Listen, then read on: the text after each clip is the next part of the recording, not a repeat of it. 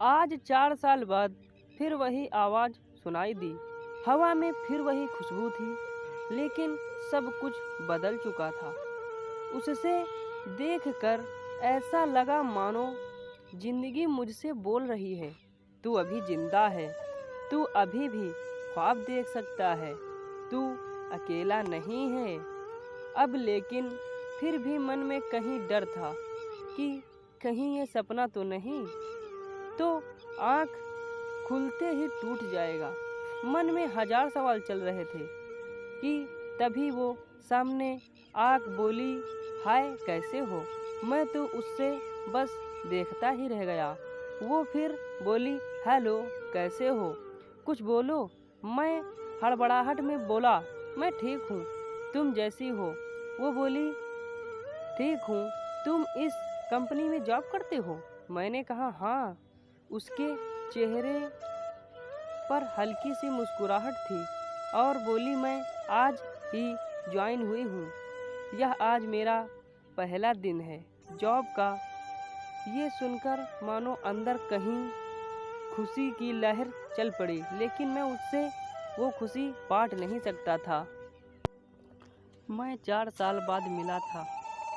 वो मेरी पहली मोहब्बत थी।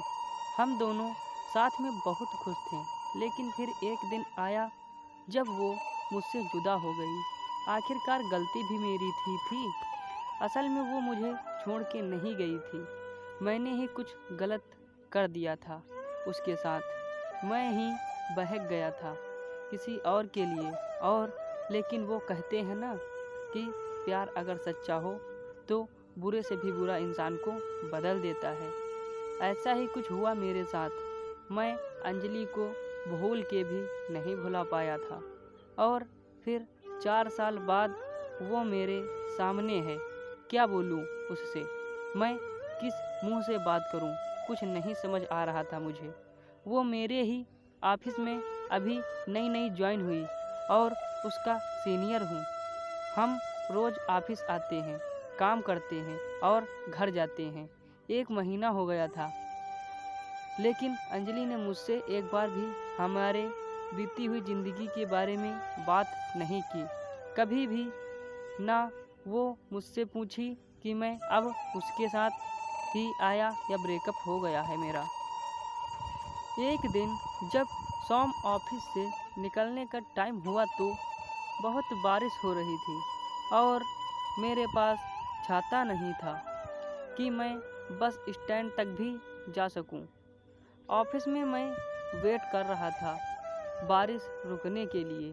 तभी अंजलि ऑफिस से निकल रही थी और मुझे बैठा देखकर पूछी, तुम्हें घर नहीं जाना?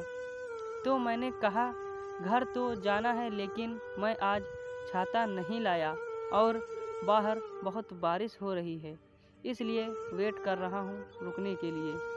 वो बोली, ठीक है। फिर थोड़ा रुक के बोली, मेरे पास छाता है, चाहो तो मैं तुम्हें बस स्टैंड तक छोड़ सकती हूँ। मैंने बिना कोई सोच विचार किए कह दिया और जल्दी से सब सामान रख के उसके साथ ऑफिस से निकला। बारिश इतनी भी तेज़ थी कि हम दोनों भीग गए थे बस स्टैंड आते आते, और बारिश के वजह से बस भी काफ़ी लेट थी। हम दोनों के बीच शांति न थी और मैं कुछ बात कर पा रहा था, ना वो कुछ बोल पा रही थी। फिर मैंने हिम्मत जुटा के पूछा कि क्या तुम्हारे शादी हो गई? वो हंस पड़ी और बोली, नहीं। ये सुनकर मेरे दिल को जो खुशी हुई मैं उसे बता भी नहीं सकता था। फिर कुछ देर बाद वो मुझसे पूछी, तुम्हारी हो गई है? मैंने कहा नहीं। फिर थोड़ा रुक कर मुस्कुराते हुए पूछी, प्रीति का क्या हुआ? मैं थोड़ा शांत हो गया और बोला, हम साथ नहीं हैं। वो कुछ नहीं बोली, बस चुपचाप खड़ी थी। फिर मैंने बहुत हिम्मत जुटा के कहा कि अंजलि मुझे माफ़ कर देना, मैंने तुम्हारे साथ बहुत गलत किया। वो चुप ही थी, कुछ नहीं बोली। मैं भी चुप खड़ा था। फिर थोड़ी ही देर में बस आ गई और हम दोनों बस में गए। अगले दिन जब मैंने ऑफिस में अंजलि को देखा तो मुझे उससे पूछना था क्या सोचा, उसने मुझे माफ़ किया कि नहीं, कैसे बात करूं उससे। यही सब सोच रहा था कि वो मेरे केबिन में मुझे एक फ़ाइल देने आई। मैंने बिना कुछ सोचे उसे बोल दिया कि ऑफिस के बाद साथ में चलना है, मुझे कुछ बात करनी है। वो बोली क्या, हम अभी भी इधर बात के सकते हैं। मैंने कहा नहीं, ऑफिस के बाद मिलना है। वो बोली ठीक है और चली गई। मैं बस इंतज़ार कर रहा था कि कब 6 बजेंगे कि मैं उससे बात कर पाऊँगा। टाइम जैसे थम ही गया था। 6 बज गया था। सब एक एक कर के निकल रहे थे ऑफिस से। फिर आखिर मैं निकला और साथ में अंजलि भी थी। वो रुकी थी मेरे ही लिए। आज फिर हम साथ चल के गए बस स्टैंड और रास्ते में मैंने उससे पूछा कि कल का जवाब नहीं दिया तुमने। वो शांत ही थी। कुछ देर बाद बोली किस बात का जवाब, क्या जवाब दूँ। मैं गए तुम थे छोड़ के और अब मुझे फिर से वो सब कुछ नहीं चाहिए। तो कोई माफ़ी सवाल जवाब की बात ही नहीं बनती। मैंने उससे बहुत मनाने की कोशिश की लेकिन वो नहीं मानी। 5 महीना हो गए थे हमें एक ही ऑफिस में काम करते हुए, लेकिन हम दोनों ही अब एक दूसरे से बात नहीं करते थे। उस दिन के बाद मैंने बहुत बार कोशिश किया कि अंजलि को मैं मना लूं, उससे ये कह सकूं कि हाँ मुझसे गलती हो गई थी, लेकिन मैं तुम्हारे बिना नहीं रह पा रहा हूँ। तुम इस ऑफिस में ज्वाइन हुई उससे पहले से मैंने तुम्हें कांटेक्ट करने की कोशिश किया था लेकिन नहीं हुआ, और जब तुम इस ऑफिस में आई तो मेरी खुशी का कोई ठिकाना ही नहीं रहा। लेकिन मुझ में तुम में बात करने की हिम्मत नहीं थी। मुझे पता था कि तुम अब भी मुझे प्यार करती हो लेकिन कहती ही नहीं हो। एक दिन मैंने ही कुछ सोचा और ऑफिस में ऑफ सबको अपनी बातें बता दी और अपनी शादी की खबरें दे दी कि अगले महीने मेरी शादी होने वाली है।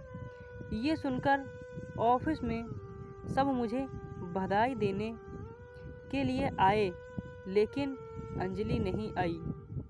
शाम को मैं खुद उसके पास गया और पूछा कि क्या तुम्हें खुशी नहीं हो रही है कि मेरी शादी होने वाली है।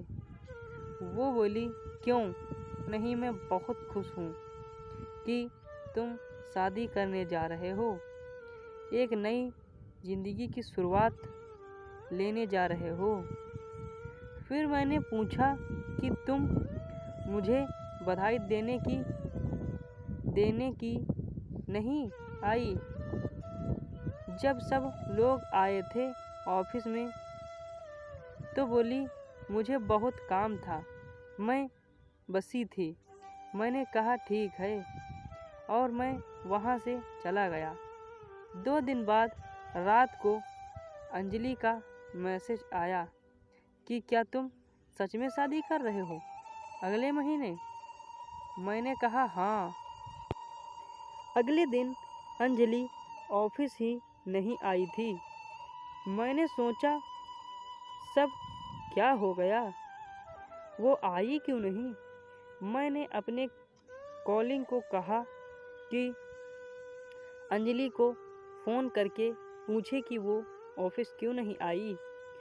उसने फ़ोन किया तो पता चला कि उसे बहुत तेज़ बुखार है और वो घर पर अकेला है।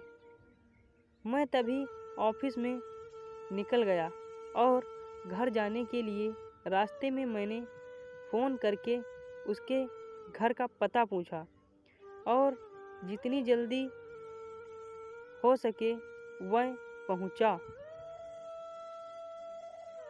वहां जाके देखा तो वो अकेली थी और उससे बहुत ठंडी लग रही थी। कंबल में सो गई। मैं जल्दी से उठा के अस्पताल लेके गया। शाम तक उसका बुखार ठीक हुआ तो डॉक्टर ने उससे मिलने की इजाज़त दी। मैं उसके पास बैठा था। वो सो रही थी। मैंने उसका हाथ अपने हाथ में लिया। फिर धीरे धीरे आँख खुली।